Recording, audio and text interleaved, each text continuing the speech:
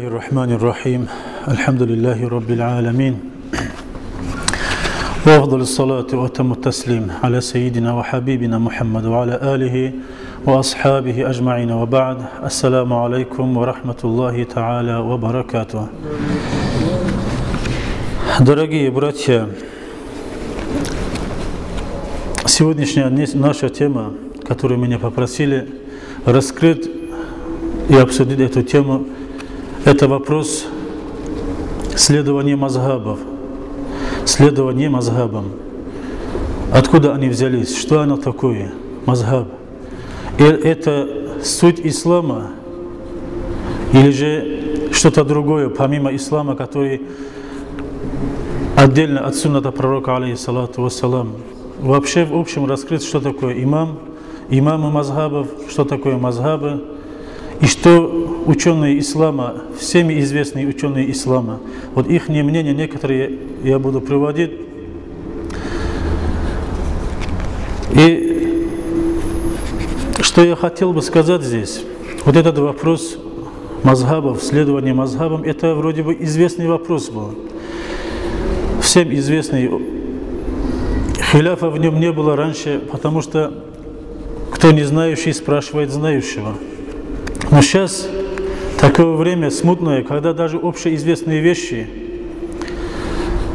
как день, явные и ясные вещи, из них, вокруг них разными философиями, разными пустословиями, даже можно сказать, из глупых вещей построили как будто умное что-то и показали людям явные, ясные вещи, как будто это глубокое, неясное, какое-то темное.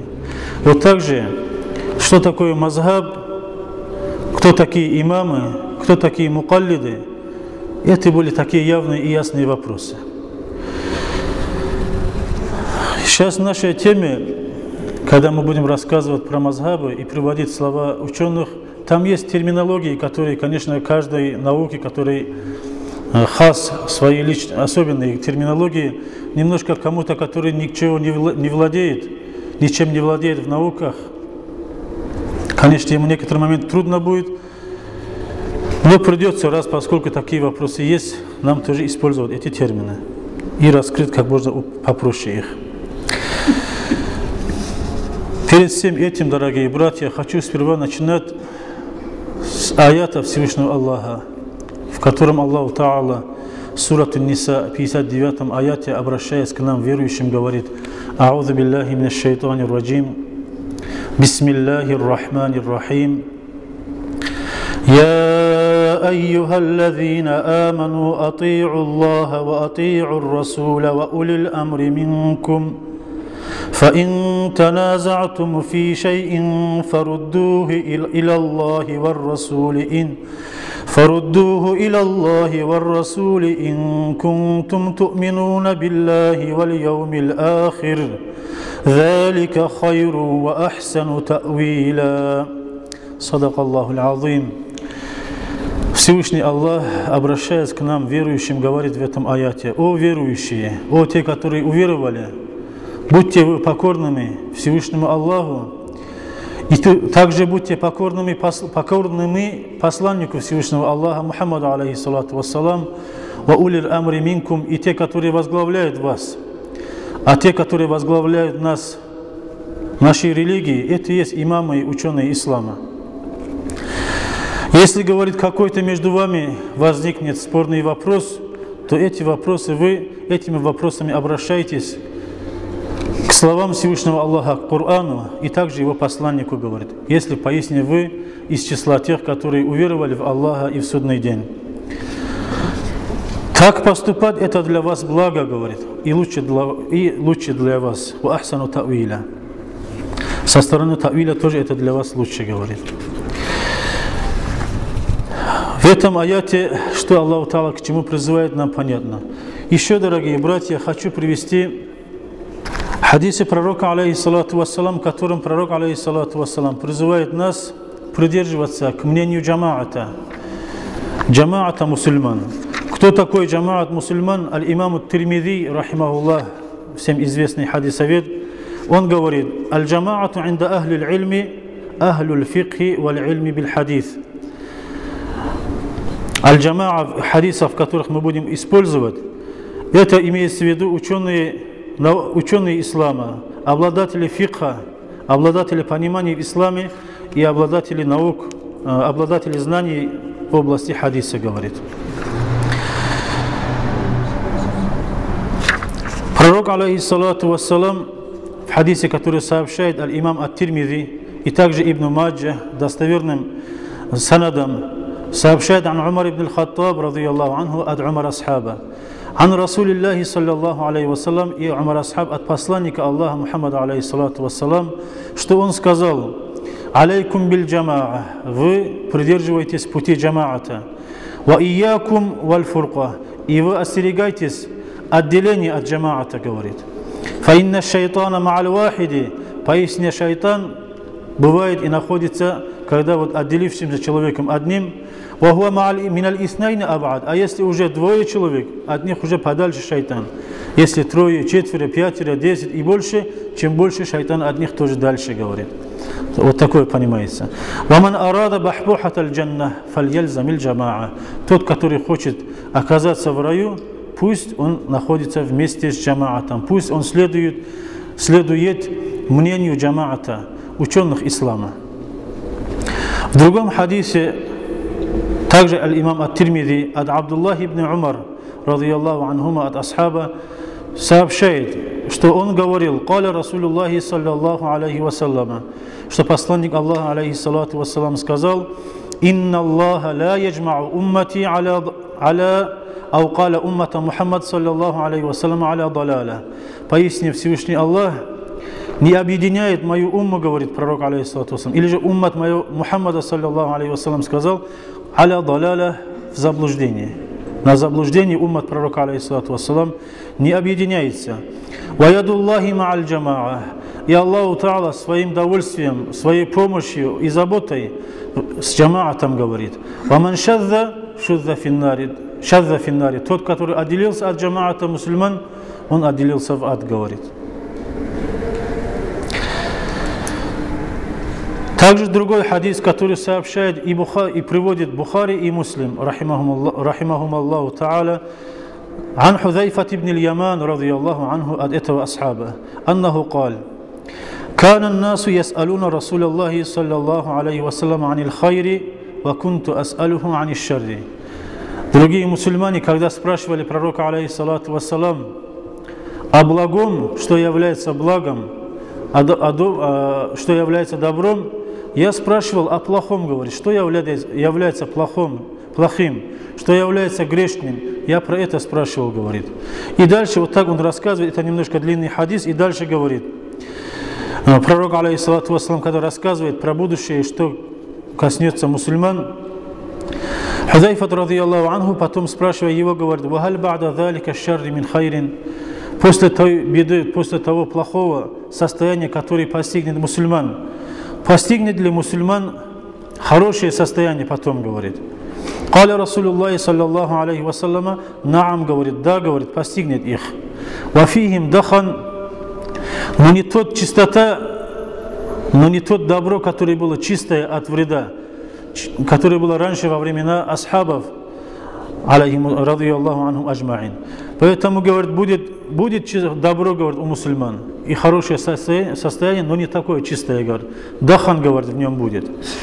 Вама дахануху, а что же за дахан, который не дает ему быть чистым? Что же это, который мутное, который мутит чистоту состояния мусульман, который постигнет их позже? Пророк, алейхиссалату вассалам, сказал: «Каумун яхдуна бигайри хади». Появятся люди, которые наставляют других людей не моим наставлением, говорит пророк, алейхиссалату вассалам. «Та'рифу минхум ва тункиру», говорит, что-то от них ты будешь, то, что они делают, что-то тебе будет известное, то есть понятное, правильное что-то будет. Ватункир, а что-то ты будешь инкар делать, говорит, отрицать будешь, ведь это же неправильно вот так. Культу, я спросил: «Фахаль ба'да залика аль-хайри мин аш-шарри». После этого хорошего состояния, в которой какой-то степень мутности тоже есть, после этого постигнет ли мусульман плохое состояние? коснется ли их плохое состояние. Каля, он сказал, пророк, алейхиссалату вассалам, наам, да, говорит. Дуатун аля абуаби джаханнама, ман аджабахум илейха, кадафуху фиха. Появятся люди, которые призывающие людей, будут люди, призывающие у ворот ада, говорит, призывать будут они к аду, к заблуждению. Тот, кто ответит их призыву, они будут толкать его в ад, говорит. Я спросил пророка, алейхиссалату вассалам, культу я Расул Аллах, сифхум ляна, опиши нам этих людей, которые будут призывать нас, стоят у ворот ада и призывать нас к аду. Каля, он сказал, хум мин джильдатина, эти люди из нас, говорит, как и мы, вот такие же люди, говорит. Ва ятакалламуна би альсинатина, они будут говорить нашим же языком, такие же люди, как и мы, говорит. Культу, я спросил, фама та'муруни ин адракани даликаль яуму, чем ты мне советуешь, чем ты мне велишь, как мне поступать, когда вот если я окажусь в то время, вот, смутное время. Пророк, алейхиссалату вассалам, сказал, тальзаму джамаат аль-муслимина ва имамахум. Ты будь и находись с джамаатом мусульман. Большинство ученых ислама, чего придерживается, вот с ними находись, говорит, и с их имамом, говорит, который возглавляет мусульман. Вот эти хадисы, дорогие братья, и такие же другие хадисы есть, в которых пророк, алейхиссалату вассалам, велит нам придерживаться большинства пути. Я к чему эти хадисы вам приводил, чтобы хоть кому-то известно, чтобы придерживались мнения большинства ученых ислама, потому что простые люди, которые не разбираются в науках, когда им кто-то приходит и хоть глупые вещи умными словами преподносят, могут попадать в заблуждение. Вот так и делает шайтан. Шайтан, когда мусульманин толкает в грех, он же не толкает, вот мусульмане видят этот грех плохим и толкаются к нему. Шайтан украшает ему это греховное. И вот этим путем его толкает к этому плохому. И поэтому люди, когда им украсили вот это плохое и неправильное, поэтому они не исправляются, говорит. Об этом Всевышний Аллах в Коране говорит, «А'удhu билляхи минаш шайтанир раджим, ва зайяна лахумуш шайтану ма кану я'малун». Часть этого аята, где Аллах Та'ала рассказывает про те народы, которые заблудились, когда Аллах Та'ала им посылал разные беды, они не исправились, не очнулись, не вернулись к пути Аллаха. Почему они так не очнулись и не исправились? Аллах Та'ала говорит, «Вазайяна лахумуш шайтану ма кану я'малун». Шайтан для них приукрасил то неправильное, и поэтому они не исправились, говорится. Для простых людей можно посмотреть на большинство ученых ислама испокон веков, чего придерживались, какого мнения придерживались. Это можно для них как признак и аламат узнать, где есть истина, исходя из хадисов пророка, алейхиссалату вассалам. Перед тем, как вступить в нашей теме мазхабам, что такое иджтихад и кто такой муджтахид, и кто такой мукаллид, и что такое таклид, об этом коротко, что говорит имам Аль-Джувайни, имам Аль-Харамайн, который говорится, рахимахуллах.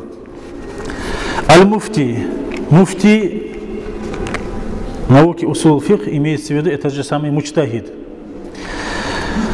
Мин шарт аль-муфти, кто такой муджтахид и кто такой муфти? Его шарт приводит здесь. Мин шарт аль-муфти ва хуа аль-муджтахид ан якуна алиман биль фикхи. Муджтахид, человек, ученый, достигший глубоких знаний и достигший до уровня иджтихада, это тот алим, который знает науку фикхи. Аслан ва фар'ан хиляфан ва мадхабан, который знает усул этого основы шариатского права фикхи, знает фуру' мас'алат, которые в этом фикхе, науке фикхи, знает хиляфы, какие разногласия есть ученых в каждом вопросе, ва мадхабан, и знает мадхабы, мазхаб, который придерживается достоверное слово, это мазхабе. То есть знает правила фикха и усул фикха тоже, и знает также те фуру' мас'ала, отдельные мас'алаты, которые вытекают из этих правил. Также знает хиляфы тоже, чтобы и к чему пришли потом единогласие ученых ислама тоже должен узнать, чтобы не противоречить единогласию мусульман. Также он должен знать все необходимые науки, которые необходимы для него, для иджтихада. Арифан бима яхтаджу иляйхи фи истинбат аль-ахкам. Он должен знать те науки, которые необходимы для того, чтобы вывести шариатские нормы, как наука грамматика, люгат, ма'рифатур риджаль ар-равин, знать передатчиков хадисов, чтобы знать, какой хадис принимать, какой не принимать, какой из них макбуль, а какой из них маджрух. Также понимать должен тафсир аятов Корана, комментарии аятов знать, в которых приводятся ахкамы, и также валь-ахбар аль-варида фия, и также должен хадисы знать, чтобы во всем этом соответствовать Корану и хадису пророка, и суннату пророка, алейхиссалату вассалам, и чтобы не противоречить ему. А если же он глубоко не понимает Коран и не понимает хадис пророка, алейхиссалату вассалам, и не разбирается в науке хадис, он сам того не зная, он может противоречить этому же Корану, этому же хадису, думая же, что он сам находится на правильном пути. Поэтому необходимые науки для муджтахида говорят вот это. Из условий мустафти и есть мукаллид. Мукаллид, как здесь аль-имам аль-Джуайни говорит, что такое таклид? Таклид — это кабулу каули аль-каили биля худжатин. Принимать слова того, кто говорит эти слова, ученых, не зная их доказательства. То есть, не зная, на что опирается этот ученый ислама, муджтахид, принимать его слова, это действие называется таклидом. Вот мустафти тоже это те самые и мукаллид. Мукаллид и есть и мустафти. Мукаллид, его условий, чтобы ему можно было делать таклид другому имаму, чтобы он сам должен быть не достигший до уровня иджтихада. Если мукаллид сам тоже достиг в этих науках уровня иджтихада, то, конечно, ему нельзя следовать за другим же муджтахидом, таким же, как он. Если у него есть те науки, если он обладает теми науками, которые необходимы для муджтахида тоже, то он должен свои науки, свои знания использовать для того, чтобы вывести шариатские хукмы из Корана, из хадисов, так же, как и другой муджтахид. И ему валяйса лиль-алими ай аль-муджтахида ан юкаллида литамаккунихи мин аль-иджтихад, и нельзя, говорит муджтахиду, следовать за другим муджтахидом, говорит, и делать за ним таклид. И вот так насчет муджтахида пророк, алейхиссалату вассалам, в известном хадисе всем говорит: «Ман иджтахада фа асаба фалаху аджрани». Тот, который ученый, обладающий всеми науками, необходимыми для иджтихада, для того, чтобы извлекать шариатские хукмы, шариатские нормы из Корана, из хадисов, если кто обладает, он должен делать иджтихад сам. И если сделал иджтихад, и он попал в точку, если он правильный иджтихад у него оказался, пророк, алейхиссалату вассалам, говорит тому: «Фаляху аджрани», ему будет двойное вознаграждение, говорит, двойной аджра. А если же фаин иджтахада ва ахтаа фаляху аджрун вахид, а если он сделал иджтихад и ошибся в своем иджтихаде, тогда ему, говорит, одно вознаграждение за то, что он стремился узнать истину, говорит, и использовал все свои способности и все свои знания для того, чтобы узнать истину. Вот вопрос, хадис вот этого иджтихада, который призывающий иджтихаду муджтахидов, это касается вопросов фуру', то есть фикховских вопросах. Что каждый муджтахид мусиб, каждый тот, который сделал иджтихад, является мусибом правильным, когда говорится, имеется в виду в вопросах фикха, а не в вопросах вероубеждения, не в вопросах усуля. Об этом и говорит тоже аль-имам аль-Джуайни в своей книге «Аль-Варакат». Послушаем, что сказали ученые ислама про иджтихад и про таклид. Известный ученый ислама аль-имам аш-Шатиби, рахимахуллах, всеми признанный ученый аль-имам аш-Шатиби, рахимахуллах, он говорит в книге «Аль-И'тисам», 3 том, 250 страница, говорит в этой книге: «Инна аль-алима биш-шари'ати идha ттуби'a фи каулихи ва анқада ан-насу фи хукмихи фаиннама ттуби'a мин хайсу хуа алимун биха ва хакимун бимуқтадаха». Поистине ученый ислама, знающий шариат, если за ним кто-то следует и принимает его хукму, следует за его словом и за его решением, которое он выносит из Корана, из хадисов, поистине за ним он следует за то, что он является знающим шариат Аллаха, говорит. И за то, что он выносит хукму, исходя из шариата Аллаха, говорит, а не откуда-то с другого места, говорит. Поистине, говорит, فَهُوَ فِي الْحَقِيقَةِ مُبَلِّغٌ عَنْ رَسُولِ اللَّهِ إِنَّ الْعَالِمَ بِالشَّرِيعَةِ إذا اتبع في قوله وانقاد الناس في حكمه فإنما اتبع من حيث هو عالم بها وحاكم بمقتضاها لا من جهة أخرى فهو في الحقيقة مبلغ عن رسول الله المبلغ عن الله. Поистине этот алим, он говорит в сущности, на самом деле передает и доводит от посланника Аллаха Мухаммада саллаллаху алейхи вассалям, который тот же самый сообщает и передает от Всевышнего Аллаха. Поэтому мы следуем за алимами и слушаем их. فَيَتَلَقَّى مِنْهُ مَا بَلَغَ عَلَى الْعِلْمِ بِأَنَّهُ بَلَغَ أو على غلبة الظن بأنه بلغ لا من جهة كونه منتصبا للحكم مطلقا. От этого алима принимается, потому что этот алим достиг до какого-то уровня в знаниях, говорит. Из-за этого у этого алима принимаются его слова. Или же за то, что мы знаем, что он так достиг этого уровня. Или же за то, что галабатуллан, преобладание нашего ланну, мнение, то, что он является обладающим знаниями. Из-за этого мы слушаем и собираемся вокруг алимов. А не за то, что он является, который от себя выносит хукму, не следуя Корану и хадисам, говорит. Никто такое не имеет права, чтобы от себя выносить какую-то хукму, говорит.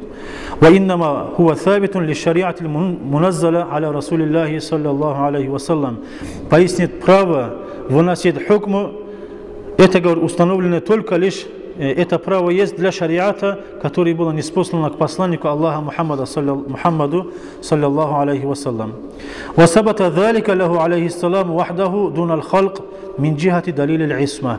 И это право принадлежит пророку алейхи салату вассалам, вот, комментировать, толковать шариат ислама и объяснять и доводить до людей шариат ислама, потому что он защищенный и безгрешный, защищенный от ошибок, и за то, что он безгрешный, говорит, из-за этого. Дальше говорит, я читаю, почему текст ученых ислама из этих книг, чтобы вам тоже было известно, кто из вас понимает арабский язык, о чем речь идет, и чтобы вы могли сравнить то, что мы говорим. Дальше, говорит, и аль-имам Шатиби в этой же книге говорит: «Фаидан аль-мукаллафу би ахками шариати ла яхлу мин ахади умурин саласа». Затем, говорит, каждый мукаллаф, разумный, совершеннолетний мусульманин, он находится в одном из трех состояний, говорит. Первое, внимательно надо слушать вот эти разделения его. Первый, говорит, ан якуна муштахидан фиха. Первое состояние, мусульманин может быть муштахидом, достигший уровня иштихада. Фахукмуху ма аддаху иляхи иштихаду фиха. Хукмы этого такого человека, который достиг до уровня иштихада, то, к чему приводит его иштихад, вот это для него и есть хукму шариата, говорит, в понимании Корана и хадисов пророка, алейхиссалату вассалам.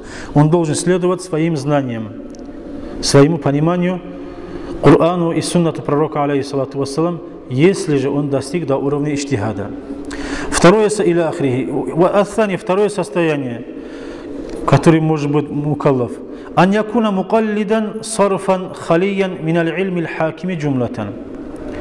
Чтобы этот мукаллаф был мукаллидом, следующий за другим ученым, за муштахидом, который сам ничего не обладает, никакими знаниями не обладает, ноль, можно сказать, и следует за муштахидом. Этот мукаллид. Второе состояние. Вот для такого мукаллида фала будда лаху мин каидин якудуху. Для мукаллида, который не обладает знаниями, необходимыми для иштихада, для него необходим как путеводитель каид, который показывает дорогу, который разъясняет ему норму шариата. Вахакимин яхкуму алейхи, он нуждается в муштахиде, который выносит ему шариатские хукмы. Ва алимин яхтади бихи, и нуждается в алиме, за которым он должен следовать. ومعلوم أنه لا يقتدي به إلا من حيث هو عالم بالعلم الحاكم. И всем известно, говорит, понятно, почему мукаллид, почему джахиль следует за алимом. Он следует за ним за то, что он обладает теми знаниями, необходимыми для вынесения шариатского хукма из Корана, из хадиса. Именно из-за этого за ним следует, говорит. والدليل على ذلك и доказательство для этого, как он говорит, أنه لو علم أو غلب على ظنه أنه ليس من أهل ذلك العلم لم يحل له اتباعه ولا الانقياد لحكمه. Если же какой-то мукаллид, человек, следующий за кем-то другим, если он знает, тот, который за кем он следует, не обладает достаточными знаниями для извлечения шариатских норм самостоятельно из Корана, из хадиса пророка, алейхиссалату вассалам, из сунната пророка, алейхиссалату вассалам, то ему нельзя, говорит, не дозволяется ему за ним следовать. Лам яхилля лаху иттибауху, валал инқияду ли хукми, и также не разрешается ему следовать за его решением, который он понимает из Корана, из хадисов. Дальше говорит он, ля ясиху, то есть вот у него, когда следует за каким-то алимом, у него должно преобладаемое мнение быть, что он понимает Коран и хадис и правильно выносит шариатский хукм из Корана, из хадисов. Или у него должен быть галабатул зани, или же он должен уверенно знать, что он так, что он такой. Дальше говорит, балла ясиху ан яхтура бихатирил аммии валя гайрихи таклидул гайри фи амрин ма ильмихи би аннаху лайса мин ахли заликаль амри. Даже не то, что не дозволяется, и не дозволяется, говорит, и сверх того еще не считается действительным, чтобы в убеждении простого человека, который не обладает знаниями, чтобы у него такая мысль пришла, что тот, за кем он следует, не обладает знаниями. Если у него такая мысль приходит, что вот мнение, за которым он следует, неправильное, то его следование не считается действительным. كما أنه لا يمكن أن يسلم المريض نفسه إلى أحد يعلم أنه ليس بطبيب إلا أن يكون فاقد العقل. Он потом пример приводит, имам Шатиби, рахимахуллах, простой для нас. Например, нормальный, разумный человек, зная, если он заболел, и нужно, например, ему сделать операцию, скажем, он себя таслим делает, он ложится ли перед этим джахилем, зная, что он ничем не владеет в знаниях медицины и не умеет, ни разу не держал скальпель, например. Нормальный, разумный человек ложится ли перед ним, чтобы он резал его на части? Нет же, говорит. Вот так же, как разумный человек не ложится вот перед джахилем, чтобы он его оперировал, вот так же нормальный человек не следует за джахилем, который не обладает достаточными знаниями выведение шариатских норм из Корана и из сунната пророка, алейхиссалату вассалам, говорит. وإذا كان كذلك فإنما ينقاد إلى المفتي من جهة ما هو عالم بالعلم الذي يجب الانقياد إليه لا من جهة كونه فلانا أو فلانا أيضا. Также отсюда ясно говорит, что мукаллид, следующий за кем-то другим, не зная его доводов, не следует за ним, кроме как за то, что он обладает знаниями в области иджтихада, а не за то, что он такой-то, например, имя его такое-то, за то, что имам Шафии, как человек просто, а не как знающий. Не за то, что как имам Абу Ханифа, рахимахум Аллах, вот, не из-за этого, не из-за личности, как тело, а за их знаний, из-за их праведность, и из-за их, вот из-за их знаний, вот это имеется в виду, из-за их доверенность среди уммата. وهذه الجملة لا يسع الخلاف فيها عقلا ولا شرعا. Вот в этом вопросе, что мукаллид должен следовать за муштахидом, невозможно, чтобы был хиляф, говорит, разногласие. Не логически, говорит, недопустимо, чтобы было в этом разногласие, валя шар'ан, ни с точки зрения шариата тоже недопустимо, чтобы было в этом хиляф. Чтобы не обладающий следовал за обладающим знаниями в вопросах иджтихада. И третья категория людей, мукаллафов, в вопросах шариата, ан якуна гайра балигин маблагаль муштахидин. Вот здесь некоторые люди путаются и называют его муттабиам, делят мукаллафов на три: муштахид, мукаллид, муттаби'и, говорит. Вот третья категория людей, хотя муттаби'а такого нету, и как дальше, иншаллах, объяснять будут ученые ислама. Третья категория – аньякуна гайра балигин маблаг аль-муштахидин. Человек, не достигший до уровня муштахидов. Лакиннаху, но этот человек яфхамуд далиль, понимает далиль, если читает далили ученых имамов, он понимает их далили. ويصلح فهمه للترجيح بالمرجحات المعتبرة في تحقيق المناط ونحوه. И он обладает пониманием, и который ему дает возможность предпочитать, какое мнение сильнее, чем другой, известными мураджихатами. Вот эта категория, третья категория людей. «Фаля яхлу ане имма ан ю'табара тарджихуху ау назаруху ауля». Тогда вот его предпочтение, вот принимается ли его такое предпочтение в шариатских нормах, или же не принимается? Вопрос говорит. «Файни атабарнаху», если же мы будем рассматривать его предпочтение и будем принимать его, тогда сара он мисляль муштахиди фи заликаль ваджхи. С этой стороны он будет как муштахид, говорит. Валь муштахиду иннама хуа табиун лиль ильми хаким, говорит. Он как муштахид, который он следует за своим ильмом, который ему диктует, что надо делать, говорит. Надирун нахваху, он будет смотреть, куда ему шатраху. Фаллази юшбихуху кадалика. То есть он, если дошел до уровня муштахида, он тогда будет как муштахид, говорит. Если он обладает на самом деле вот теми знаниями, которыми он может делать предпочтение над араами, над мнениями ученых имамов. А если же мы не будем считать и принимать его предпочтения, которые он дает в разных мнениях,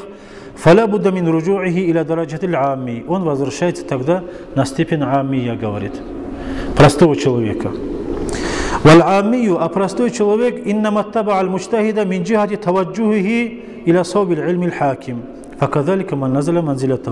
а простой человек следует за муштахидом, за то, что тот муштахид использует свои знания, необходимые для выведения шариатских норм из Корана, из хадисов. Также тот, который, как он мукаллид, если он как мукаллид, значит он будет его хукму тоже как у мукаллида, то есть следовать должен за муштахидом. В любом случае, вот третья категория людей, он возвращается одному из них, первым двум. Если он дошел до уровня иджтихада, то он муштахид. Если он не дошел до уровня иджтихада, то он мукаллид, который должен следовать за муштахидом. Вот так имам Шатиби радийаллаху анху возвращает их. Дальше прочитаем, что говорит аль-имам Из бин Абдиссалам, султануль уляма, который называется, рахимахуллах, шафиийский ученый, известный в своей книге «Каваидуль Ахкам», говорит, в втором томе, 135 странице. Нельзя никому делать таклид за кем-то, за которым нам не повелено, чтобы мы за ним следовали, говорит. То есть нельзя следовать мукаллиду, кроме как за муштахидом, имеется в виду, как понимается. Например, муштахиду дозволяется ли следовать за муштахидом? Не дозволяется, как мы сказали. Это из примеров, в которых не дозволяется делать таклид. Или же, например, муштахид, который достиг до уровня иджтихада, дозволяется ли ему следовать за любым асхабом, за любым мнением асхаба? Нет, говорит, он должен использовать свой иджтихад и взвешивать, говорит, Коран и хадисы пророка, и суннат пророка, и также слова других асхабов тоже. И по нему выносит решение. И поэтому нам тоже, мукаллидам тоже, когда видит, что какой-то асхаб сказал что-то или поступал так-то, нам просто взять это слово и следовать ему как мазхаб нам тоже не дозволяется. Он потом дальше говорит, а кто не дошел до уровня иджтихада, а вот простые люди, их обязанность это следовать за муштахидами, иджтихад за то, что они бессильны выводить шариатские нормы путем иджтихада, говорит. Отличие муштахида, поскольку он является обладающим знаниями, необходимыми, чтобы выносить решение, шариатские решения из Корана, из сунната пророка, алейхиссалату вассалам. Дальше вопрос, если какой-то человек следует за одним из имамов, мазхабов, можно ли ему переходить от этого имама к другому имаму в другом вопросе? Разногласия, говорит, есть в этом, и достоверное слово то, что мы подробно расскажем, говорит. Если же этот мазхаб, к которому он переходит, по его мнению, не принимается, если по мнению первого ученого, первого муджтахида, считается вот второе мнение недействительным, то ему нельзя переходить, говорит, на тот хукм. Если там недействительный хукм, говорит, она не опровергается, кроме как за то, что это является батилем, говорит. Если оба мазхаба, они близкие друг к другу, то можно переходить из одного к другому, говорит. Со времен асхабов и до наших времен, говорит, и до 4 мазхабов, и до наших времен, которые он говорит, мусаниф рахимахуллах, все мусульмане, говорит, которые не достигли до уровня иджтихада, следовали за муджтахидами, говорит, и никто не делал инкар, говорит. Это единогласно дозволялось, говорит. Если же переходить от одного мазхаба к другому мазхабу, если бы это не дозволялось, говорит, то эти асхабы и табиины и другие ученые ислама, то они бы инкар делали, говорит, в этом.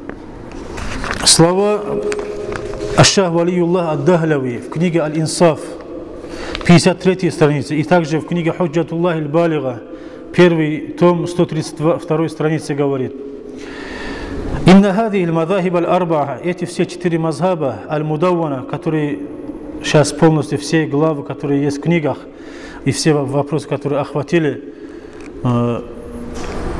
правила, которые установленные. Хотя вопросы, каждый раз новые вопросы тоже появляются со временем. «Кадиштамаат аль-умма», говорит, уммат объединился, говорит, исламский, «а уман ю'тадду бихи минха», или же те, которых их объединение рассматривается, «аля джавази таклидиха», что можно за этими 4 имамами следовать, «иля яумина хада», до нашего времени. «Ва фи залика мин аль-масалихи ма ла яхфа», и сколько пользы есть для мусульман и для ислама в этом, это для всех очевидно, говорит. «Ла сиема», особенно في هذه الأيام التي قصرت فيها الهمم جدا وأشربت النفوس الهوى وأعجب كل ذي رأي برأيه. Особенно в наши дни, говорит он, когда химматы людей ослабели, говорит, химматы мусульман ослабели очень, говорит. И также люди стали больше следовать за своими страстями, и говорит. И каждый человек считает себя лучшим, и сам каждый человек самовлюбленный, что ли, говорит. Сейчас много стало самовлюбленных, тоже говорит. Дальше говорит в этой же книге, 124-125 странице: «Вакайфа юнкиру хада ахадун, ма анна аль-истифтаа валь-ифтаа лам язаль байна аль-муслимина мин ахди набии саллаллаху алейхи вассалам». Так как же может кто-то отрицать таклид, исследование за имамами, если же это было, говорит, со времен пророка, алейхиссалату вассалам? Были те, которые спрашивают, и были те, которые отвечают спрашивающим. Обладающие знания тоже были, говорит. «Валя фарка байна ан ястафтия хада даиман ау ястафтия хада хинан вадака хинан».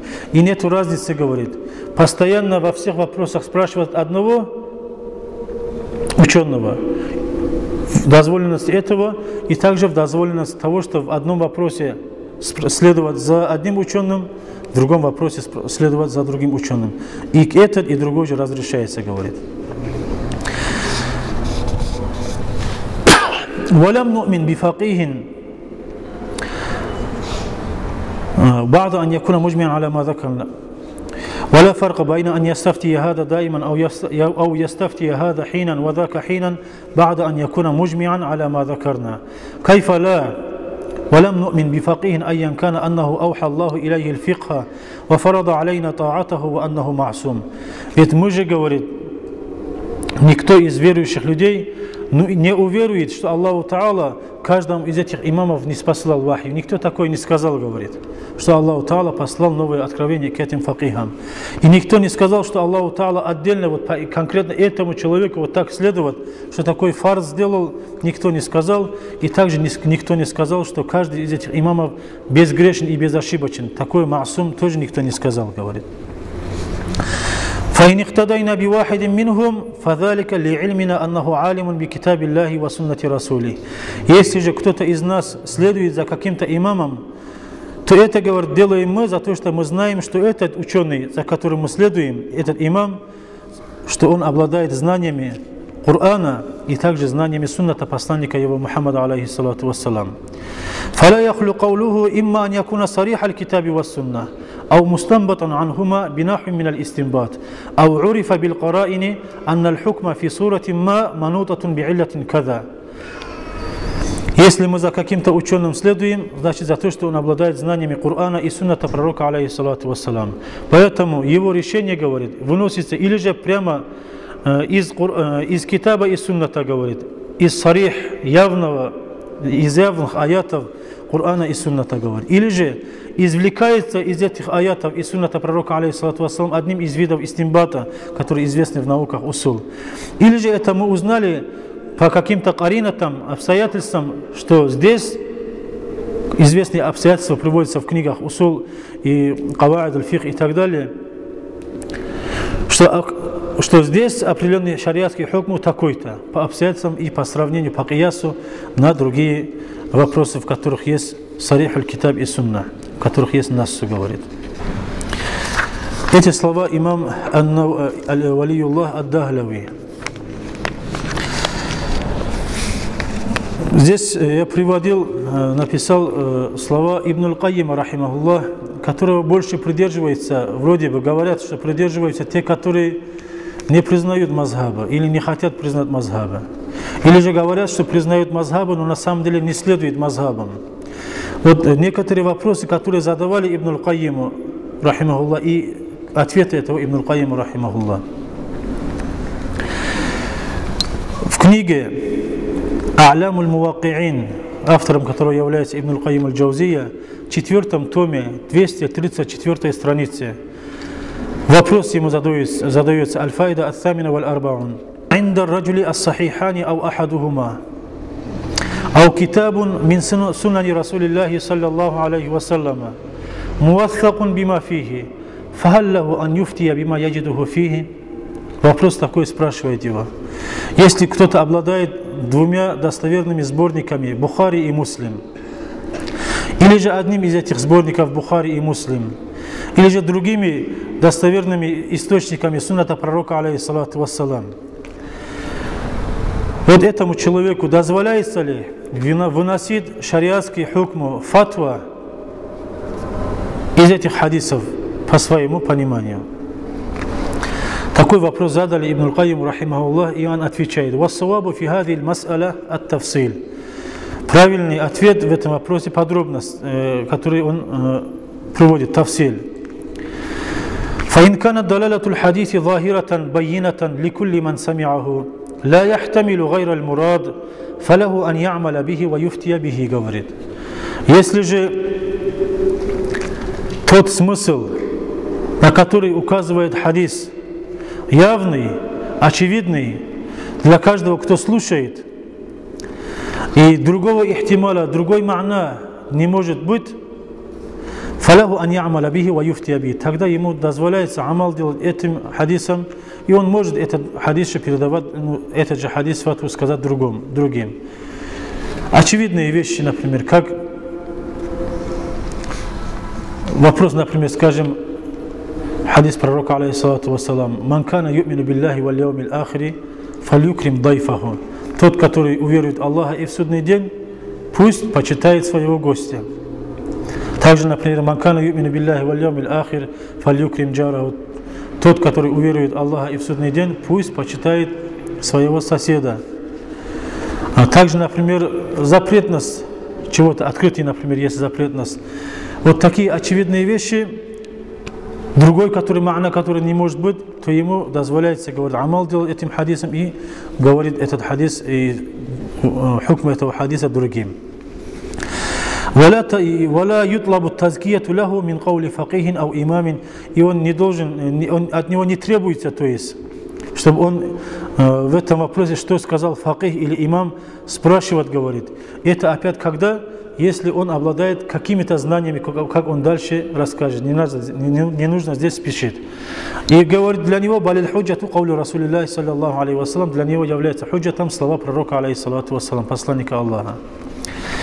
«Ваин канат далалату хафиятан». А если же смысл, тот, на который указывает хадис, является скрытым, «Ла ятабайяну аль-мурада минха конкретный мурад этого, конкретный смысл этого хадиса, если не очевидный, есть вероятность, что может быть и там другой ма'на тоже, и другой мурад, тогда, говорит, в этом случае лам яджуз лаху ан я'маля, ему не дозволяется амал делать этим хадисом.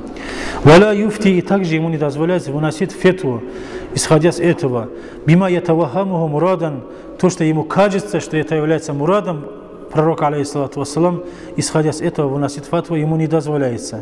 Хатта яс'аля, пока он не спросит, ваятлуба баян аль-хадис ва ваджаху, пока он не будет искать разъяснение этого хадиса, и что здесь имеется в виду конкретно, не узнает. Не дозволяется ему амал делать, и не дозволяется ему фатву давать, исходя своего понимания. Суммакаля, дальше говорит Ибн аль-Кайим, вахада куллуху, то, что мы сказали, вот эти два случая, если смысл хадиса очевидный и когда смысл хадиса скрытый, и ихтимал, там другой ма'на, когда есть, это когда иза кана самата нау ахлия, какой-то, если способен, какой-то, если какими-то он знаниями обладает, вот тогда, говорит, ему можно для себя амал делать, когда даже очевидный ма'на хадиса говорит. Валякиннаху касирун, но если он не обладает достаточными знаниями фи ма'рифатиль фуру', в понимании фуру' мас'ала, и также каваид аль-усулиин валь-арабия, и также он достаточными знаниями не обладает в правилах науки усул фикхи и арабского языка. Тогда, если он хоть немножко обладает, вот тогда он может, вот где явный смысл хадиса, это использовать. وَإِذَا لَمْ تَكُنْ ثَمَّةَ أَهْلِيَّةٌ قَطْ. А если нет никаких способностей, не обладает никакими знаниями в шариатских науках, это касается большинства мусульман, джумхур аль-мусульман. Фафардуху, четко, ясно говорит Ибн аль-Кайим, рахимахуллах, его обязанность, ма калаху Аллаху та'аля, то, что Аллаху та'аля сказал ему. Аузу биллахи минаш шайтанир раджим, бисмиллахир рахманир рахим. Фас'алу ахля дзикри ин кунтум ла та'ламун. Если же вы не обладаете знаниями, Аллаху та'аля говорит, велит здесь, чтобы вы спрашиваете тех, которые обладают этими знаниями, говорит. То есть, те люди, которые призывают простых людей, которые ничего не знают из арабского языка, ничего не знают из правил усул фикхи, ничего не читали из науки фикхи, те люди, которые даже если спросить, не могут перечислить арканы намаза, не могут перечислить то, что нарушает омовение, аркануль вуду, не знаю, арканы омовения, которые не знают. Даже если хоть некрасиво, даже не знают элементарно, как делать истинча правильно, не интересовались этим. Вот такие люди, когда именно хотят узнать, что вот этот хадис, его такой ма'на, какой у него аят, а здесь это имеется в виду, а это не имеется в виду, начинают обсуждать смысл аятов, смысл хадисов, шариатские нормы, извлекать по своему умозаключению из них, это ни в коем случае не дозволяется. Вот об этом говорит здесь Ибн аль-Кайим, рахимахуллах, четко ясно. Даже элементарные хадисы, которые кажутся элементарными, для мутааллима, которые очевидны, даже вот который я сказал хадис. «Ман кана ю'мину биллахи валь яумил ахири фальюкрим джараху». Кто вот хотя бы это понимает, необходимо же хоть какое-то знание арабского языка иметь. Не так ли? Необходимо. Поэтому говорится, чтобы элементарные, ясные хадисы тоже объяснять, должен элементарные знания какие-то иметь. А кто вообще не обладает знаниями, тогда он должен следовать велению Аллаха, в котором говорит: «Аузу биллахи минаш шайтанир раджим, фас'алу ахля дзикри ин кунтум ла та'ламун». Другой вопрос, тоже очень актуальный, именно я его слова взял Ибн аль-Кайим, рахимахуллах, потому что это всеми признанный. В этой же книге «А'лямуль муаки'ин», 4 томе, 237 странице, отвечая на вопрос, говорит на другой вопрос. Вопрос такой: «Халлиль муфти ан юфтия бигайри мазхаби имамихи». Дозволяется ли муфтию, который выносит шариатскую хукму,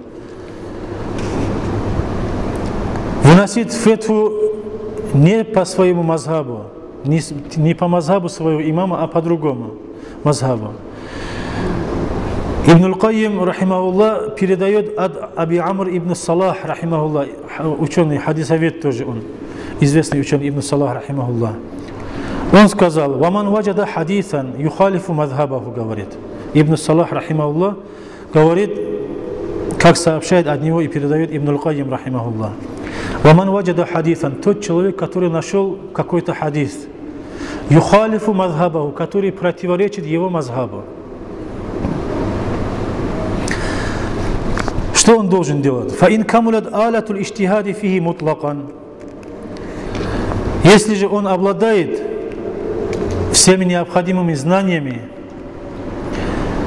для полноценного иштихада, то есть для выведения шариатских норм прямо из Корана и из хадисов, для иштихадуль мутлах, если он обладает такими условиями, знаниями, или же фи мадхаби имами, или же если он обладает знаниями, необходимыми для иштихада в мадхабе, как муджтахидуль мадхаб, как имам Навави, рахимахуллах, фи залика науи, или же в этом виде вопросов, если он обладает необходимыми знаниями для иштихада, фи тилкаль мас'аля, или же в конкретном мас'алате, в этом, если он обладает необходимыми знаниями для иштихада, известными в науках усул фикхи, тогда для этого человека, достигшего иштихада, фал'амалу бидалика аль-хадиси ауля, для него лучше следовать амал делать этим хадисом, говорит, если же он обладает, как он сказал, необходимыми знаниями для иштихада. وَإِنْ لَمْ تَكْمُلْ آلَتُ, а если он полноценными знаниями для иштихада, если он не обладает, وَوَجَدَ فِي قَلْبِهِ حَزَازَةً مِنْ مُخَالَفَةِ الْحَدِيثِ بَعْدَ أَنْ بَحَثَ فَلَمْ يَجِدْ لِمُخَالَفَتِهِ عِنْدَهُ جَوَابًا شَافِيًا فَلْيَنْظُرْ. Дальше смысл. А если же он не обладает достаточными знаниями для иштихада, но оставит этот хадис видит, который противоречит мнению своего мазхаба, говорит, мнению своего имама, который обладает необходимым знанием для иштихада. Этот хадис противоречит, и его сердце не успокаивается, когда видит этот хадис, оставлять его. После того, как он поискал и не нашел выход, говорит, почему его не нашел выход, почему его имам оставил этот хадис, не нашел объяснения, тогда джавабан шафин, который успокаивает сердце, если объяснение не нашел в своем мазхабе, почему он оставил этот хадис, тогда фальянвур, пускай такой человек смотрит. Дальше. Халь амиля бидалика аль-хадиси имам мустакилун амля. Этим хадисом, который он увидел, делал ли амал другой муджтахид мутлак, самостоятельный муджтахид, который достиг до уровня муджтахида мутлака, делал амал этим хадисом или нет? Вот на это пускай посмотрит, говорит. Фаин ваджадаху, если же он найдет, что другой муджтахид мутлак делал амал этим хадисом, который ему кажется достоверным, фалаху ан ятамадхаба бимадхабихи фил амали бидалика аль-хадис. Тогда этот человек имеет право следовать мазхабу того имама, который взял этот хадис. Смотри, что говорит. Не следовать этому хадису, а следовать имаму, который взял, следовать мазхабу того имама, который взял этот хадис. وَيَكُونُ عُذْرًا له, говорит, фи тарки мазхаб имамихи фи залика валлаху а'лям. И если он вот так поступит, то это является для него узром, оправданием для оставления своего мнения, своего имама, вот следование этому хадису или же не следование. Вот так говорит валлаху а'лям аль-имам Ибн Кайим аль-Джаузия, рахимахуллах. Ясно говорит. Если даже он увидит хадис, то он должен следовать, смотреть, есть ли какой-то другой имам мустакиль, муджтахидун мутлак, который взял этот хадис или нет, говорит. Почему, если раз все имамы муджтахидун мутлак, которые мустакиль имамы, если этот хадис есть достоверный, который тебе кажется достоверным, и если его оставили, есть, значит, какое-то объяснение, как он дальше в других местах говорит, ученые, в том числе и Ибн Аль-Кайим, рахимахуллах, почему они оставили это? Есть у них для этого объяснение. И причина, которую ты не знаешь. Поэтому, говорит, если другого какого-то имама нет, который следует за этому хадису, тебе нельзя оставлять мнение ученых ислама и по своему умозаключению взять этот хадис и делать по нему амал.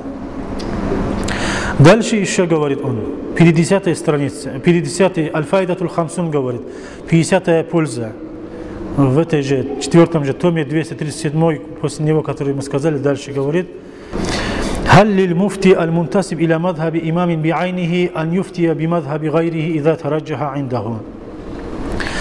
Дозволяется ли муфтию, который относит себя к мазхабу одного из имамов конкретного, дозволяется ли ему выносить фетву по другому мазхабу, если возле него предпочтительным, то есть более достоверным считается тот мнение?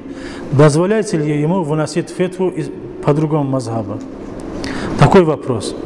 Он отвечает: «Ин кана саликан сабиля залика аль-имами фил иджтихади ва мутабаати ад-далили, фалаху ан юфтия бима тараджаха индаху мин каули гайрихи». Если же этот же муфти следует за тем имамом в иджтихаде его, того другой, который взял это мнение, в иджтихаде за ним, если следует, и в далилях тоже, если за ним следует, то он имеет право, тот, который достоверным ему кажется, по нему же он тоже выносит фетву, говорит. Имеет такое право. То есть, мы знаем, есть адилля аль-муттафак алейха, все, которые признали, далили есть, на которые опираются все муджтахиды, все имамы. Это аль-китаб, ас-сунна, аль-иджма', аль-кияс. Аль-адилля аль-муттафак алейха, аль-китабу, ва-суннату, валь-иджма', валь-кияс. Это муттафак алейха. А есть адилля аль-мухталаф фиха. Далили, который взял один из имамов, а другой имам это в качестве далиля не взял, третий взял какой-то далиль, а четвертый не взял. Вот такие адилля есть каждого из имамов, которые взяли. Это далили, которые есть в них разногласия среди имамов. Например, приведем вот истисхаб, такой далиль есть, взял его аль-имам аш-Шафи'i. Например, аль-истихсан, это в качестве далиля взял аль-имам Абу Ханифа, рахимахуллах. Амалу ахли аль-Мадина, вот такой далиль называется. Это взял аль-имам Малик, рахимахуллах. Итак, другой не взял. Вот такие есть вещи, которые одни имамы взяли, другие не взяли. Это адилля. Если вот этот муфти следует в далилях, следование за далилями, за этим ученым в другом мазхабе, который является, если по нему следует выведение шариатских норм, то он имеет право выносить фетву, исходя из того, что возле него считается достоверным, раджихом. وإن كان مجتهدا متقيدا بأقوال ذلك الإمام, а если же он мужтахид мукайяд, как мужтахид аль-мазхаб, как имам Навави, который делал иджтихад внутри мазхаба имама Шафи'и, рахимахуллах, ла я'духа иля гайриха, и который не переходит на другие мазхабы имамов, факад киля, по этому поводу сказано следующее: ляйса ляху ан юфтия би гайри каули имамихи, что он не имеет права выносить хукму, кроме как выносить фетву, кроме как по слову своего имама, говорится. Фаин арада залика, если же он хочет сказать, ответ ему: хакау ан каилихи хикаят аль-махда, если другой мазхаб, он хочет мнение другого мазхаба сказать ему, не как в качестве фатва от себя, а как в качестве передающей мнение определенного имама другого мазхаба. Вот так он имеет право передавать. То есть сказать, имам Абу Ханифа в таком-то мас'алате, например, дозволил в вопросе заката выплатить деньгами, например. Вот так имеем право, как накиль, как передающий рассказать может. А как выносить хукму от себя, если он то есть муджтахид аль-мазхаб здесь, то он здесь по своему мазхабу говорится. Вассавабу, а он дальше Ибн аль-Кайим говорит: аннаху иза тараджаха индаху каулу гайри имамихи бидалилин раджихин, фалаху ан юхариджа аля усули имамихи ва каваидихи. Вот это, которое на самом деле практиковалось. И вассавабу, он считает, Ибн аль-Кайим достоверным, считает и правильным, если вот этот муджтахид аль-мазхаб, как имам Навави, рахимахуллах, если возле него считается раджих, преобладающим и более достоверным каулю гайру имамихим, слово не его имама, а другое слово считается более достоверным, и для этого есть далилюн раджих, достоверный такой далиль, тогда этот муджтахид аль-мазхаб, как имам Навави, рахимахуллах, фаля будда ан юхариджа аля усули имамихи ва каваидихи. Он должен выводить вот этот хукму, который опирается на более достоверный далиль из правил же и из основ своего же имама говорит. Например, имама Шафии, рахимахуллах. Почему говорит? Фаинналь аимата, поясни, все имамы, муттафикуна, единогласны, аля усуль ахкам, на основные правила, на далиле, из которых выводятся ахкамы, основные далили, говорят, они все единогласны. Вамата каля ба'духум каулян марджухан, если кто-то из них в каком-то мас'алате сказал марджух слово, слабое слово, если сказал фаусулу, то правило того же самого же имама и его основы таруддуху не принимает этот каулян марджух, слабое слово. Ватахтадил каулян раджих, и требует более достоверное слово. Факуллю каулин сахих, поэтому каждое достоверное слово, достоверное мнение, фахуа юхарраджу аля каваид аль-аимати биля райбин, без сомнения она извлекается и выносится из правил каждого из имамов, говорит, муштахидов. Фаида табайяна лихада аль-муштахид аль-мукайяд, если для этого муштахид аль-мукайяд, то есть муштахид аль-мадхаба, как имам Навави, рахимахуллах, для него разъяснится и станет возле него известным руджхану хада аль-кауль, преобладание этого слова достоверности, какого-то слова, васихату маахадихи аля каваиди имамихи, и что это же слово и это же решение выносится из правил своего же имама, тоже, например, имама Шафии, например, фаляху ан юфтия бихи, он имеет право выносить фатву, исходя из этого. Вабилляхи тауфик, говорит. Это и практиковалось на самом деле. Это же и есть ответ для тех, которые говорят, почему мы берем минхадж имам Навави в качестве основы по шафиийскому фикхе, а не берем книгу Аль-Ум, которую составил Аль-Имам Аш-Шафии, рахимахуллах, сам. В качестве основы по фикхе Шафии берем минхадж, а не берем Аль-Умму. Вот почему вот это говорится здесь. Ответ получаем здесь.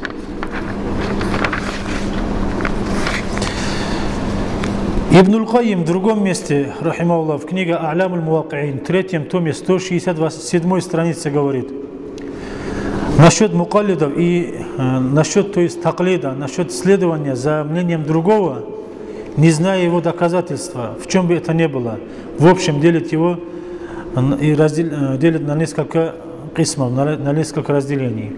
Он говорит здесь: «Викру тафсиль аль-каули фи таклиди ванкисамуху, иля ма яхруму аль-каулу фихи валь ифтау бихи, ва иля ма яджибу аль-масиру илайхи, ва иля ма ясугу мин гайри иджабин». Есть вид таклида, который запрещается делать. Такой вид таклида тоже есть. И который нельзя, что можно такой таклид сказать, тоже нельзя говорить. И фетву выносить, что так нужно делать, тоже нельзя. Этот вид таклида, такой есть один вид.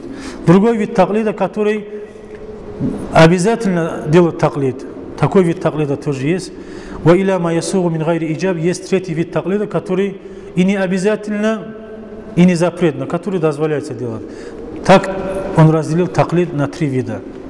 Первый вид, который запрещается делать, какой таклид запрещается, он объясняет. Фа'аман нау'уль ауаль, фахуа салатату анва'. Первый вид, то есть запретный вид таклида, делится на 3 вида тоже. Первый, ахадуха, аль-и'раду амма анзаля Аллаху ва адаму илтифати илайхи, иктифаан би таклид аль-аба. То есть отворачиваться от того, что Аллах Та'ала не спосылал к нам, то есть от Корана, от сунната пророка, алейхиссалату вассалам, отворачиваться от религии Аллаха и не смотреть, что говорится в шариате Аллаха, а делать то, что родители делали, отцы наши делали, вот так делать, несмотря это правильно ли по шариату или нет, вот этот вид следования, вот это запрещается, говорит. Это один из видов. Второй вид, ат-тани, таклиду ман ла я'ламу аль-мукаллиду аннаху ахлюн ли ан юхада би каулихи. Этот вид таклида тоже делается в наше время. Запретный вид. Это следовать за тем человеком, которого ты не знаешь, он заслуживает ли за ним следовать или нет. Следовать за тем человеком, который неизвестно, он обладает ли достаточными знаниями для иджтихада или же нет. Вот за таким человеком следовать тоже, он говорит, запретно.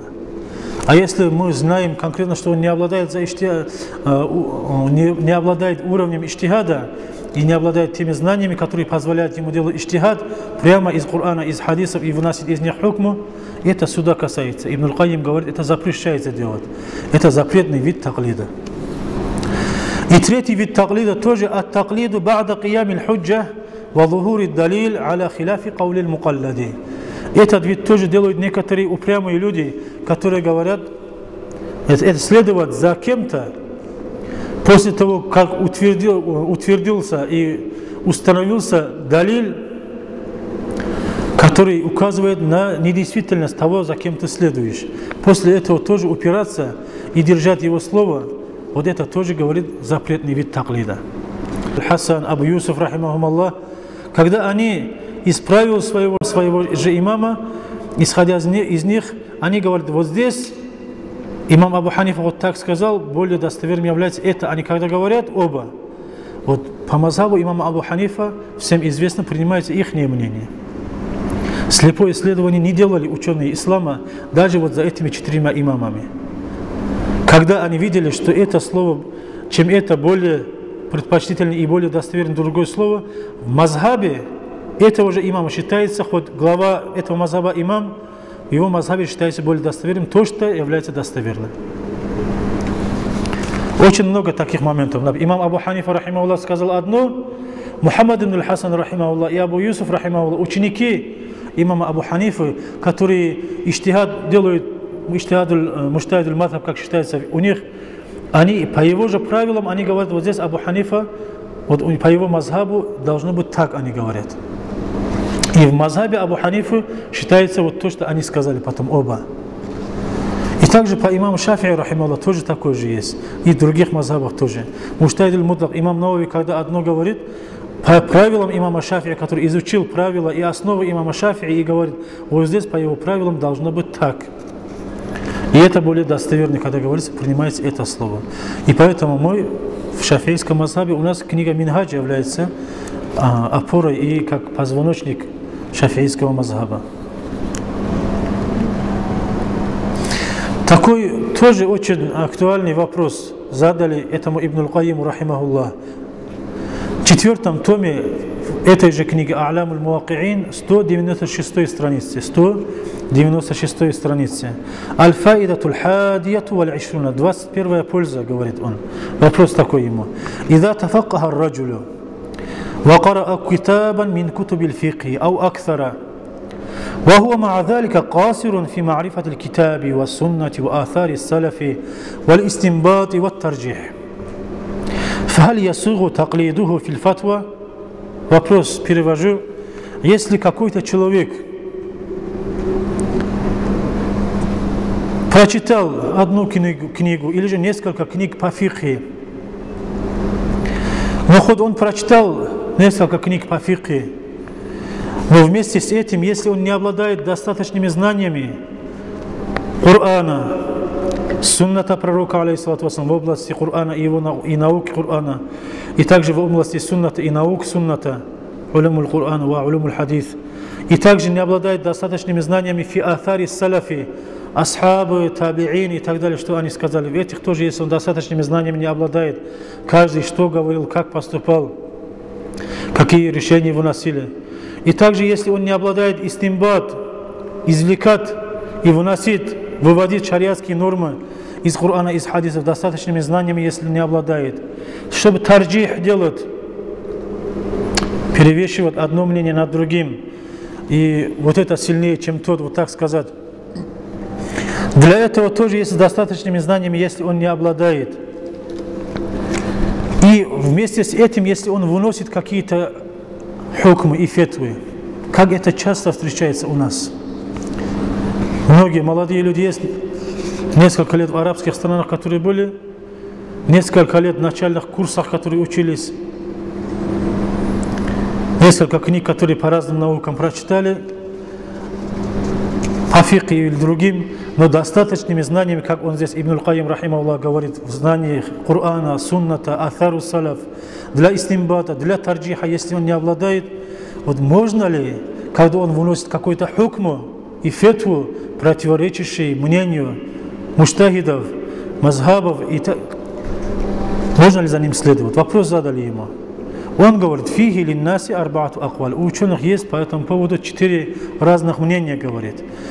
Мы укоротим. Он говорит дальше: вассавабу фиги. И перечисляет эти 4 мнения и говорит, более достоверное из них, говорит Ибн аль-Кайим рахимахуллах, вахува аннаху инкана саилу юмкинуху ат-тавассулу иля ра'и алимин яхдихи сабиля лам яхилля лаху истифтау мисля хада. استفتاء مثل هذا ولا يحل لهذا أن ينسب نفسه إلى الفتوى مع وجود هذا العالم, говорит.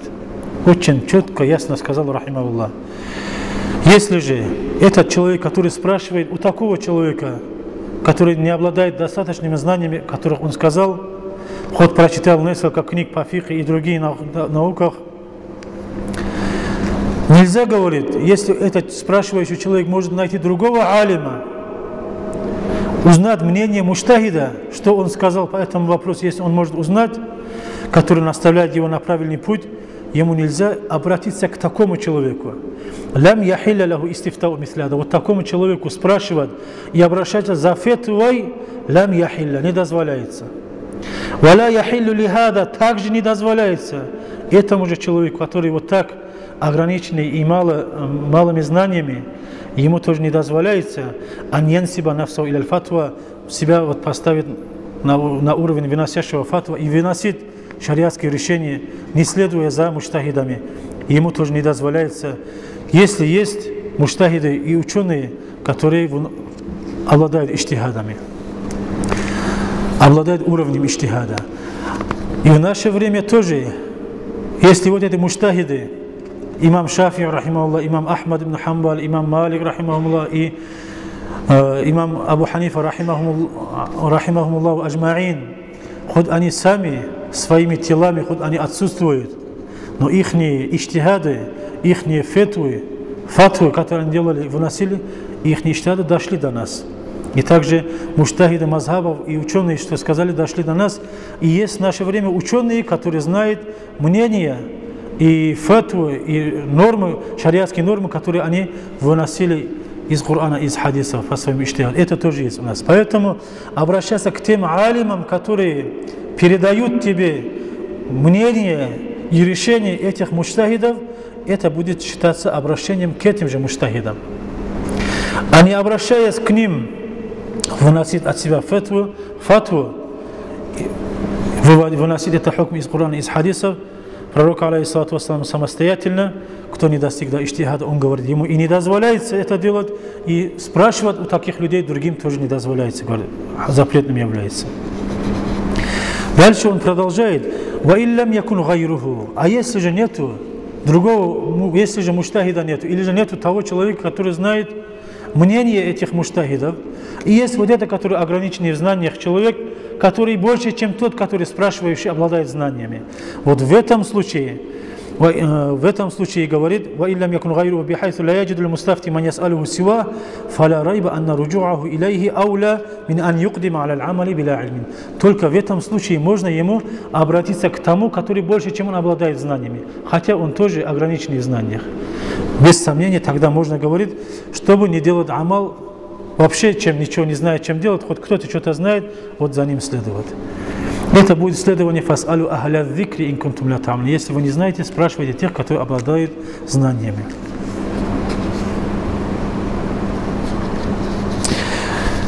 Другой вопрос, тоже Ибн аль-Кайиму спросили, рахимахуллах, в книге А'лям аль-Мувакки'ин приводится 4 том, 215 страница. Его спросили, «Халь яджузу лиль хайи таклидуль майит». Как раз этот вопрос связан с тем, что выше только что сказали. «Халь яджузу лиль хайи таклидуль майит». Дозволяется ли живому человеку, как мы, следовать за умершим муджтахидом, таклид делать за умершим муджтахидом, «Валь амаль би фатва» и делать амал с его фатва, с его решением, мин гайри ихтибариха биддалили муджиб ли сиххати аль-амали биха, не рассматривая тот далиль, на который он опирался и который обязывает нас, чтобы не рассматривая тот далиль, на который он опирался, который необходим для действительности любого амала. Фихи ваджхани, сказал Ибн аль-Кайим, в нем есть два ваджха, говорит, для асхаб имам Ахмад, для учеников имама Ахмад ибн Хамбаля, рахимахуллах. Фаман манааху, те, кто из них, кто запретил делать такое, он сказал, يجوز تغيير اجتهاده لو كان حيا فإنه كان يجدد النظر عند نزول هذه النازلة. Он говорит, те, которые говорят, нельзя следовать, хоть их мало, очень, они говорят, может этот имам объясняет это свой запрет, почему они запрещают. Может, если этот имам остался бы живым, он, может, изменил бы свое мнение, говорит. Поскольку каждым новом мас'алате он же иштихад делал, говорит, может, изменил бы, говорит. Вот поэтому не принимаем, говорит, мнение умершего муштахида. Это очень мало кто так сказали. Но дальше он говорит, вассани, а второе мнение, говорит Ибн аль-Кайим, рахимахуллах, аль-джаваз, что дозволяется делать. Ва алейхи амалу джами'иль мукаллидина фи актарил ард. И вот этому мнению, то, что дозволяется делать таклид за умершими муштахидами, этого же мнения придерживаются все мукаллиды на земле, говорит, где бы они ни были, фи актарил ард. Ва хияру ма би айдихим, самое лучшее, что есть в руках у мусульман, это, говорит, таклидуль амват, то, что оставили эти умершие муштахиды своим телом, которые умерли, ихние труды, ихние работы, говорит. Исследование за этими умершими имамами, это самое лучшее, что есть в руках мусульман, говорит Ибн аль-Кайим. И дальше он говорит, «Валь аквалу ла тамут бимаути каилиха». Слова и решения, которые выносили эти муштахиды, они же не умирают, говорит, смертью этих же имамов, говорит. «Кама ла тамутуль ахбару бимаути руватия». Так же, как не умирают те вести, те хабары, которые дошли до нас, смертью тех, которые передавали эти хабары. Например, за то, что умерли передатчики хадисов, хадисы же не умирают. Мы же берем же эти хадисы, хоть передатчики хадисов умерли. Вот так же мнение ученых, муштахидов и решения, которые выносили эти ученые ислама, тоже не умирают, тоже остаются, хотя эти муштахиды, которые выносили эти решения, они умерли. Вот так говорит Ибн аль-Кайим, рахимахуллах, четко, ясно. Рахимахуллах. Такой вопрос, такое изречение, ибарат есть, такой ибарат есть у ученых ислама, которые говорят, мадхабу аль-амми, мадхабу муфтихи, валайса лиль-амми мадхабу муайян. Перевод этих слов. Мадхаб простого человека, мукаллида имеется в виду, является мазхабом его же муфтия, тот, который ему выносит шариатский хукм, муфти является. Вот муфтия решение, муфтия мазхаб для этого же простого человека, аммия мукаллида, говорит. И исходя с этого, говорят, нету для простого человека своего мазхаба, говорит. В каком смысле это? Это надо правильно понимать, вот это решение и выражение ученых. Некоторые эти слова приводят и говорят, вот авам человек, у него не может мазхаба, и путает людей как только могут. Здесь что имеется в виду, что имеет в виду этим словом ученые? Имеется в виду, когда простой человек, у него возникает какой-то вопрос. Он что делает? Мукаллид. Поскольку он сам не может выносить шариатский хукм из Корана, из хадисов, извлекать из него шариатский хукм, он обращается к кому? К тому, кто обладает этими знаниями для вынесения и для извлечения шариатского хукма из Корана, из хадисов. То есть муштахиду обращается. Муштахид и муфти это одно и то же. Фил асли, в науке усул фикhi, это имеется в виду. Муфти и муштахид, усул фикhi это один и тот же человек. Муфти сейчас хоть называют муфтиями по каким-то муфти ханафийского мазхаба, когда говорит муфти шафиийского мазхаба, или там так-то, какой-то человек муфти, когда говорит, это в переносном смысле, а не в прямом смысле, которых мы называем муфтиями. Они что делают? Они передают нормы и решения, которые вывели и вынесли муджтахиды из Корана, из хадисов. Эти муфтии. А здесь мы имеем в виду муфти здесь как муджтахид, как усул фикх ученый имеет. Дальше говорит, вот, скажем, объясняли мы это, муфти, простой человек, мукаллид, он обращается к муджтахиду за решением этого вопроса. И муджтахид выносит шариатские хукмы. Потом он в другом месте оказался, вопрос у него другой возник. Он обращается к другому муджтахиду, который возле него поблизости есть. И тот муджтахид дает ему ответ. У него раньше был это мнение, а сейчас у него этот человек в этом вопросе следовал за этим муджтахидом. А сейчас в этом вопросе он спросил другого муджтахида, последовал за ним. Потом в третьем вопросе за третьим. В четвертом вопросе, если нашел муджтахид аль-мутлак, за четвертым. Вот это имеется в виду, когда говорится, что у простого человека своего конкретного мазхаба нету, его мазхаб есть мазхаб его муфтия, когда говорится муджтахида. Это имеется в виду. А не имеется в виду, что он безмазхабный, должен извлекать из Корана, из хадиса, он ничего не понимает. Нет. Он должен следовать как мукаллид за муджтахидом. Исходя с этого, простой человек, как мы сказали, у него остается только вот этот такой вариант, следовать за муджтахидами, обращаться своими вопросами к муджтахидами. Но если он сейчас, в наше время, не находит муджтахида, муджтахидуль мутлака, он тогда что делает? Он должен искать алимов, которые знают решения, которые выносили эти муджтахиды по конкретным вопросам. Что они говорили, что они делали. Спрашивает, и обращается к этим алимам. И эти алимы передают ему фетву и решения, которые выносили эти муджтахиды. И этим самым этот простой человек, который обратился к этим алимам, считается таким человеком, который следует мазхабу того муджтахида, за мнением которого он обратился к этому алиму, который знает мнение того муджтахида. Вот вопрос, были ли другие муджтахиды, кроме четырех муджтахидов, есть ли другие муджтахиды, были ли такие? Да, были такие муджтахиды. Конечно, вообще некоторые спрашивают, что было до 4 мазхабов, до 4 имамов, что делали другие мусульмане до появления этих 4 имамов. Ничего не изменилось. До появления 4 имамов были другие имамы. И все люди спрашивали этих других имамов. Были во время даже этих 4 имамов, как имам аль-Аузаи, рахимахуллах, имам Аби Саур, и такие другие муджтахиды тоже были. До них были среди асхабов тоже были разные муджтахиды. Не все асхабы же одного уровня были.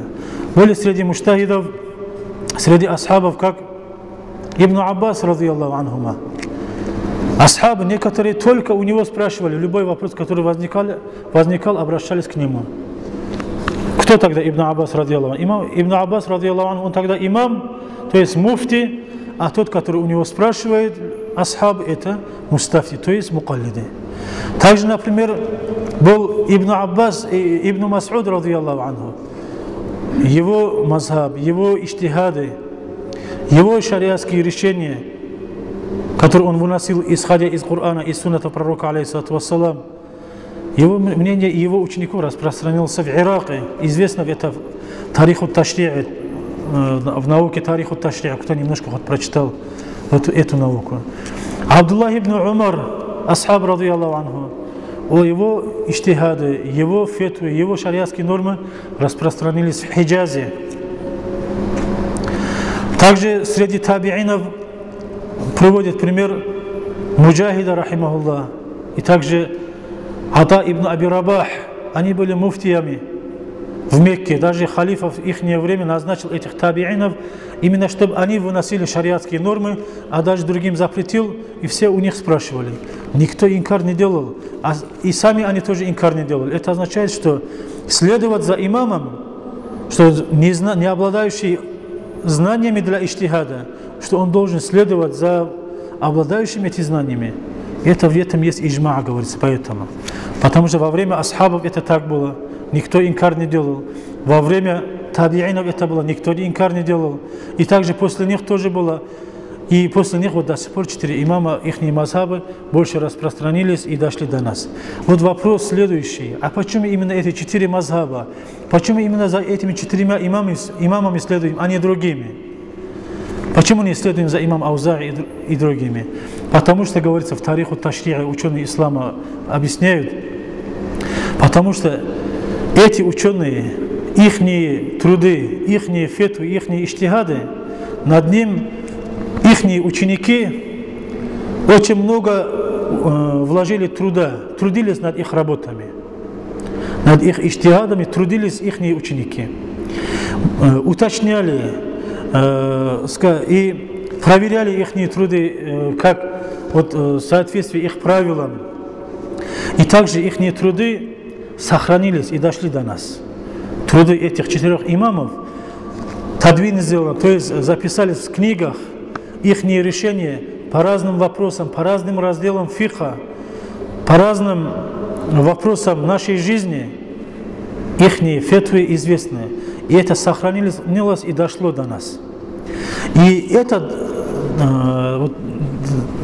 достижение этих фетв, ихних работ до нас дошло тоже достоверным путем, достоверной цепочкой.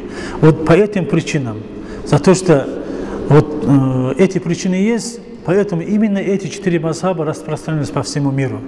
Ученые ислама все, когда увидели достоверность этих мазхабов, что они не просто так с воздуха говорили что-то, не что-то по своим страстям говорили, а все их шариатские нормы, шариатские решения, которые выносили их фетвы, основывались именно на Коране и на суннате, на иджмае, на киясе, которые иджма и кияс основанные тоже на Коране и суннате. Из-за этого исламский мир, ученые исламского мира приняли их труды, исследовали за ними. И в этом тоже есть иджма аль-умма. И сейчас какой бы глупый человек, это, скажем, глупый, который умудряется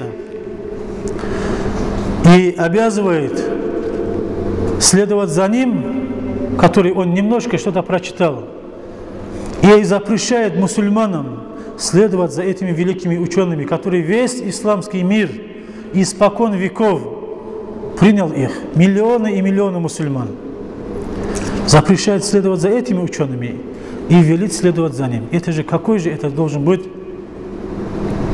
упрямый и такой, скажем, смелый человек, который не боится наказания Всевышнего Аллаха и его гнева.